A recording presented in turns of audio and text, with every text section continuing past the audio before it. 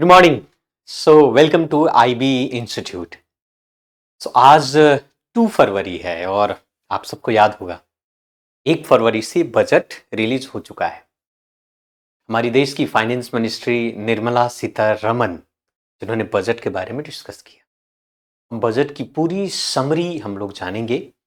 इस साल 2026 और 27 में दरअसल बजट क्या था, वो अंतिम तक बने रहो। और इसके अलावा बजट तो हम लोग डिस्कस कर ही रहे हैं, इसके अलावा एक मोस्ट इम्पॉर्टेंट न्यूज़ हम आपके साथ डिस्कस करने वाले हैं जो कि हमारे देश के लिए सेम है, यानी कि वो सही नहीं है।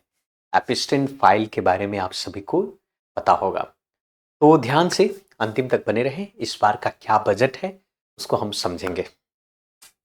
दरअसल अगर हम बजट की बात करें, सबसे पहले 2026 to 27 ये फाइनेंशियल ईयर है और इस फाइनेंशियल ईयर की बजट में आप सबको पता होगा कि 1 फरवरी 2026 को हमारी देश की फाइनेंस मिनिस्ट्री में ने लोकसभा के अंदर में बजट को प्रेजेंट किया। And the first budget prepare bye, आपको बता दूं कि यहाँ पर जो बजट है कर्तव्य भवन के अंदर में, कर्तव्य भवन आप सभी को पता होगा, कहा जा रहा है युवा शक्ति के द्वारा ये कर्तव्य भवन है।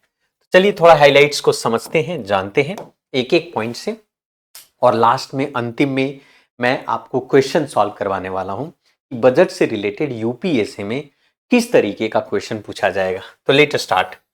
सबसे पहले यहां पर देखिए, this is the first budget prepare by Kartavya Bhavan, Kartavya Bhavan and driven by Yuva Shakti and government sankalp to focus the poor, underprivilege और डिसएडवांटेज। मतलब ये हुआ, इस बजट का नाम दिया है कर्तव्य भवन में, इसको प्रिपेयर किया गया और कहा कि इस बार का जो बजट है वो युवाओं के नाम से, युवा शक्ति के द्वारा इसे कहा जा रहा है कि प्रिपेयर किया गया। सरकार का, गवर्नमेंट का संकल्प है यानी रिजोल्यूशन है कि इस बार का बजट गरीबों के लिए होगा, यानी पुअर के लिए होगा, अंडर प्रिविलेज के लिए होगा। अंडर प्रिविलेज यानी कि जो दबे कुचले लोग हैं, जो वंचित वर्ग के लोग हैं, और डिसएडवांटेज जो अभाव से ग्रसित है। हालांकि हर बार बजट तो यही रहता है, नाम बदल जाते हैं, प्रोवर्ब बदल जाते हैं, कुछ बातें बदल जाती हैं और कुछ कोट्स बदल जाते हैं। हर साल डायरेक्टली और इनडायरेक्टली यही बात कही जाती है कि बजट गरीबों के लिए है, बेरोजगारी के लिए है, युवाओं के लिए है। जाहिर सी बातें हैं। मैं आपको बता दूं थोड़ा सा पृष्ठभूमि के बारे में कि जो बजट वर्ड है, इंडियन कॉन्स्टिट्यूशन के आर्टिकल 112 में बजट शब्द तो मेंशन नहीं है, लेकिन बजट शब्द के जगह पर annual financial statement word mention किया गया है आपको आर्टिकल 112 के अंदर में इंडियन कॉन्स्टिट्यूशन का। और इसमें कहा गया है कि बजट जो होता है, budget is a estimation of income and expenditure of upcoming year, आने वाले एक साल का यानी फाइनेंशियल ईयर का इनकम और एक्सपेंडिचर का एक तरीके का स्टेटमेंट है, एनुअल स्टेटमेंट है, जो आर्टिकल 112 में है। हालांकि बजट वर्ड इंडियन कॉन्स्टिट्यूशन में मेंशन नहीं किया गया। अब मैंने कहा कि इस बार का जो बजट है उसमें कर्तव्य की बात की गई है, ड्यूटी की बात की गई है। तो 3 कर्तव्य है यहां पर। Budget is anchored on 3 specific duties, यानी कि कहा जा रहा है कि इस बार का जो बजट खास करके ओकेजन, जो खास ओकेजन पर पेश किया जा रहा है, और ओकेजन है आपका वो माघ पूर्णिमा। माघ पूर्णिमा जो है और फेमस है खास करके गुरु रविदास जयंती को लेकर। गुरु रविदास जी को आप जानते हैं, बहुत बड़े गुरु संत हुआ करते थे। कबीर, गुरु रविदास, ये सारे कंटेम्प्ररी हुआ करते थे, संत हुआ करते थे जिन्होंने समाज को एक नई दिशा दिया। उसी गुरु रविदास जयंती के शुभ अवसर पर ऐसा कहा जा रहा है कि उन्हीं से इंस्पायर्ड है ये बजट को नाम दिया गया स्पेसिफिक ड्यूटी, यानी कि 3 कर्तव्य। और पहला कर्तव्य है सरकार का इकोनॉमिक ग्रोथ। इकोनॉमिक ग्रोथ यानी कि सिंपल सी बातें हैं कि किस तरीके से हमारे देश के अंदर में प्रोडक्टिविटी बढ़ाई जाए, यानी प्रोडक्शन में बढ़ाया जाए ताकि एम्प्लॉयमेंट जनरेट हो सके, कॉम्पिटिटिवनेस आए, एक तरीके से कह सकते हो कि कॉम्पिटिशन्स की भावना लोगों के अंदर में आए, और रेजिलियंस यानी कि आत्मनिर्भरता हो, यानी सब इस देश के अंदर में गवर्नमेंट जॉब पर ना होकर खुद व्यवसाय जनरेट करे। तो पहला इकोनॉमी ग्रोथ, पहला कर्तव्य है economy growth, the first duty. Second, aspiration and capacity. कहा जा रहा है कि लोगों के अंदर में इस तरीके की भावना और एक तरीके से सुख सुविधा या फिर सुखी स्थापित करना बजट के माध्यम से। और तीसरा, इंक्लूजन, जो कि हमेशा से हमारे देश के प्रधानमंत्री कहते आ रहे हैं, सबका साथ सबका विकास। हालांकि शब्द और एक्शन में बहुत अंतर है। सबका साथ सबका विकास फिलहाल तो एकमात्र नारा जैसा सिर्फ लगता है, वास्तविक और जमीनी स्तर पर इसका दूर दूर कोई लेना देना नहीं है। तो इस बात को इंश्योर किया जा रहा है कि जो रिसोर्सेज हैं, जो अपॉर्चुनिटी है, वो सभी में बटा जाए, सभी परिवार, सभी रीजन, क्षेत्र और सभी सेक्टर में बराबर तरीके से मिले, यानी सबका साथ सबका विकास। तो तीन बातें हैं, यही 3 कर्तव्य की बात हुई। पहला economy growth, aspiration and capacity and inclusion, यानी सबका साथ सबका विकास। अब यहां पर आगे बढ़ते हैं। अब चलते हैं, आपको ले चलता हूं मैं की इंडिकेटर के तरफ, यानी कि फिस्कल मैथ के तरफ। मैं आपको बता दूं कि इस साल का टारगेट क्या है। जब आप बजट पढ़ोगे तो बजट में आपको बहुत सारे टर्म पढ़ना पड़ेगा। उसमें से मोस्ट इंपॉर्टेंट एक टर्म आएगा डेफिसिट, यानी कि घाटा, आमदनी अठन्नी खर्चा रुपया। अगर सरकार एक लिमिट से ज्यादा खर्च करती है और उतना आय नहीं जुटा पाती, तो ऐसी स्थिति में सरकार को भी घाटा होता है, जिसे हम लोग फिस्कल डेफिसिट कहते हैं। यानी कि सरकार की आमदनी कम होती है, यानी इनकम कम होता है और खर्चा ज्यादा हो। अगर इनकम कम और खर्चा ज्यादा होता है तो सरकार को घाटे से होकर गुजरना पड़ता है, जिसे फिस्कल डेफिसिट कहते हैं। सरकार हर साल बजट के दौरान ये निश्चित करती है कि हम मैक्सिमम से मैक्सिमम कितना घाटा सहन कर सकते हैं। जैसे उदाहरण के तौर पर लास्ट ईयर यानी 2025 और 26 के दौरान में जब बजट आया था, तो उस वक्त सरकार ने कहा था 2025-26 में कि जो रेवेन्यू एक्सपेंडिचर होगा वो 4.4% होगा आपका।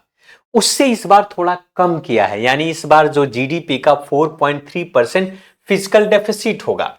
फिस्कल डेफिसिट यानी कि जीडीपी का 4.3%, यानी भारत देश की जितनी जीडीपी है, मान लिया भारत देश की जीडीपी 100 रुपीज है, तो घाटा मैक्सिमम से मैक्सिमम 4.3 यानी कि 104 रुपीज हो सकता है। यानी 4.3% के घाटा सिर्फ सरकार सहन कर सकती है। इस साल का टारगेट जो है फिस्कल डेफिसिट का, वो 4.3% जीडीपी का है। पब्लिक कैपेक्स की बात करें तो सरकार इस बार जो खर्च करने वाली है 12.2 लाख करोड़। पिछले साल जो खर्च की थी गवर्नमेंट ने 11.2 लाख करोड़ किया था, यानी 2025-26 के अंदर में। इस साल पब्लिक कैपेक्स थोड़ा सा ज्यादा है, यानी पिछले साल के तुलना में 1.1 एक तरीके से ज्यादा है ना। 1 लाख करोड़ ज्यादा सरकार करने वाली है पब्लिक कैप्स, यानी पब्लिक कैपिटल एक्सपेंडिचर पर। सरकार नए प्रकार के इंफ्रास्ट्रक्चर बनाएगी, हॉस्पिटल, पता नहीं बहुत सारी बातें हैं जो बजट में आपको मेंशन किया जाएगा। हालांकि वो जमीनी स्तर पर उतरे और आइडियल रूप से अगर सच में जमीनी स्तर पर लागू हो तो देश के लिए सौभाग्य होगा। फिलहाल तो कुछ कहा नहीं जा सकता है। और सबसे बड़ी मुद्दा है डेब्ट टू जीडीपी रेशियो को लेकर के। सरकार अपने जीडीपी का कितना परसेंट डेब्ट कर सकती है। मैं आंकड़े की अगर हम बात करें तो यहां पर देख सकते हो कि लास्ट ईयर 56.1% था रेवेन्यू एक्सपेंडिचर का। इस बार जो है इससे कम किया गया है 55.6%, यानी जीडीपी का सिर्फ 55.6% डेप्थ कर सकती है। अगर मैं 100 रुपया कमाता हूं तो उसका 50 रुपया एक्स्ट्रा मैं उधार ले सकता हूं, यानी कि 150 रुपया उधार मैं ले सकता हूं। तो मेरा डेप्ट टू जीडीपी रेशियो हुआ कि मैं कमाता 100 रुपया हूं और उसका 55.6% मैं कर्ज ले सकूं, यानी कि कह सकते हो कि मुझे उधार लेने की कैपेसिटी कितना होनी चाहिए, 55.6 रुपया होना चाहिए। सरकार ने पिछले साल जो इसको रखा था 56.1%, इस साल थोड़ा सा घटाकर 55.6 रखा।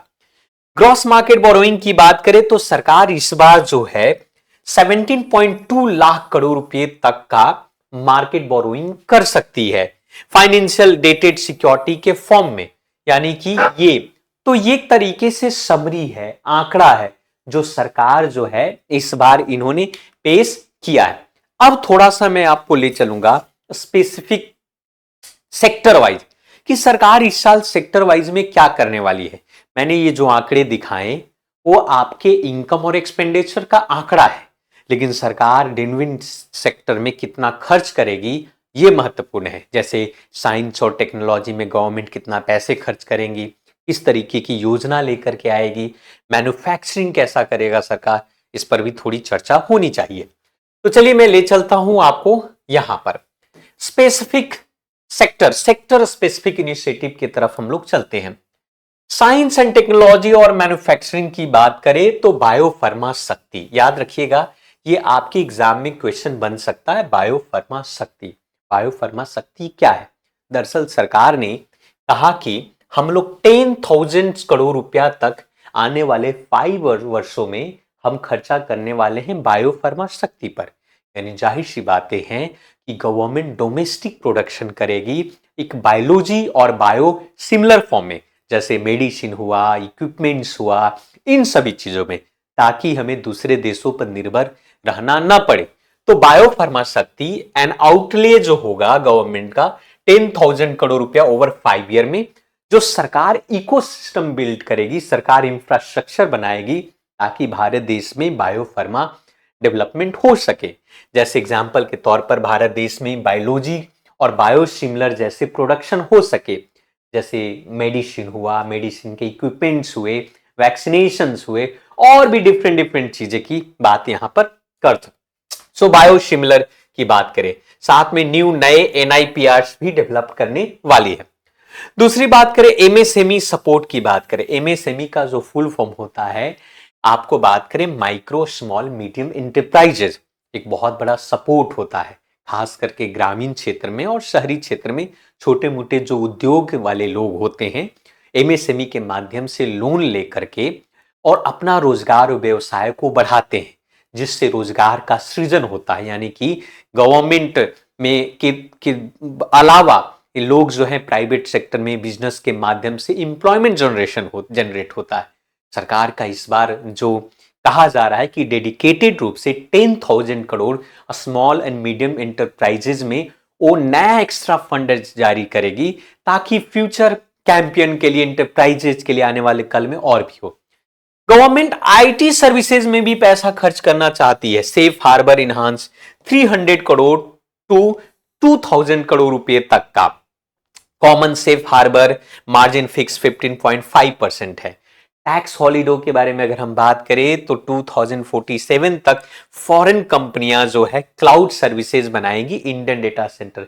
भारत में ही ये सब कुछ होगा ताकि सिक्योर सर्विसेज हमें मिल सके। अब हम बात करेंगे कि ये तो बातें हुए साइंस एंड टेक्नोलॉजी और मैन्युफैक्चरिंग में। सरकार इंफ्रास्ट्रक्चर और ट्रांसपोर्ट पर क्या काम करने वाली है, एग्रीकल्चर रूरल डेवलपमेंट में क्या करने वाली है, इस पर भी हम थोड़ी चर्चा करते हैं। अगर हम बात करें गवर्नमेंट के इंफ्रास्ट्रक्चर और ट्रांसपोर्ट के बारे में तो भली भांति आप सभी को पता होगा, भारत सरकार बुलेट ट्रेन चला रही है। अहमदाबाद से मुंबई के बीच में बुलेट ट्रेन चलाने वाला है। इसके अलावा सरकार हाई स्पीड रेल जैसे 7 कॉरिडोर आइडेंटिफाई किए गए हैं।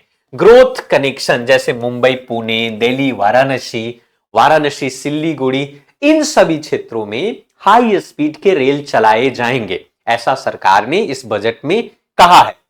दूसरी बात, हम फ्राइट एंड वाटरवे की अगर हम बात करें तो न्यू डेडिकेटेड फ्राइट कॉरिडोर जैसे दानकुनी टू सूरत और फिर ऑपरेशनलाइजेशन ऑफ 20 नेशनल वाटरवे भी होगा, जो नेशनल वाटर 5 उड़ीसा से कनेक्ट होगा।